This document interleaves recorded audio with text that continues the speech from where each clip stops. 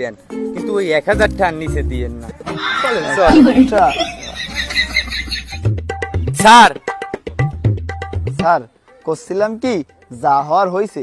ওই একটা কাজ করেন, এই আপনি এটা রাখেন আর আমারে ছাড়িয়ে দেন স্যার। ঠিক আছে, ওই একটু ঝামেলা হইলো।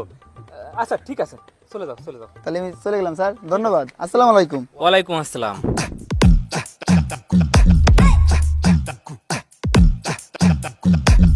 স্যার একটা কথা বলতাম। হ্যাঁ বলো। আমার নিয়ম অনুযায়ী আমার কাগজপাতিতে কোনো ভুল নেই স্যার, তাহলে আমার একটু বলবেন আমার কাগজপাতিতে কোন নিয়মে ভুল আছে? তুমি নিয়ম শিখবে আমাকে কাছে, দাঁড়াও তোমার নিয়ম শিখাচ্ছি। এই এর গাড়ি থানায় নে, থানায় নিয়ে একবার আটকাই রাখ। না না না না স্যার, আমি নিয়ম শিখবো না, আমি নিয়ম শিখবো না, আমার ছাড়িয়ে দেন, আমি চলে যাচ্ছি চলে যাচ্ছি। শালা নিয়ম শিখবে আমাকে কাছে নাই। কাগজপত্র তো সব ঠিকই আছে। এই তুমি ওকে ভিতরে আসতে বলো। জি স্যার। এই তুমি ভিতরে আসো। স্যার আসবো? হ্যাঁ আসুন আসুন।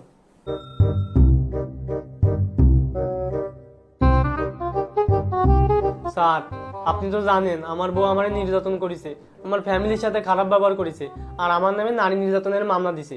এখন শেষ আসছে আমারে তালাক দিয়ে আমার জেল খাটাবে আর কাবিনের টাকা নিয়ে যাবে। কিন্তু স্যার আপনি তো জানেন আমার একটা ছোট্ট সন্তান আছে, আমি স্যার এই তালাক চাই না, আমি ওর সাথে সংসার করতে চাই। আপনি এর একটা সমাধান দেন স্যার।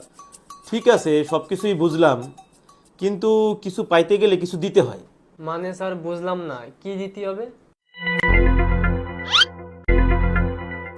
আপনি মানে এখনো বুঝতে পারেননি? আপনি যদি সংসারে শান্তি চান তাহলে স্যাররে চা নাস্তা করার জন্য লাখখানিক টাকার ব্যবস্থা করেন, তাহলে আপনার কেস সলভ করে দেবে। লাখখানিক টাকা? স্যার, এত টাকা তো আমার পক্ষে দেওয়া সম্ভব না স্যার।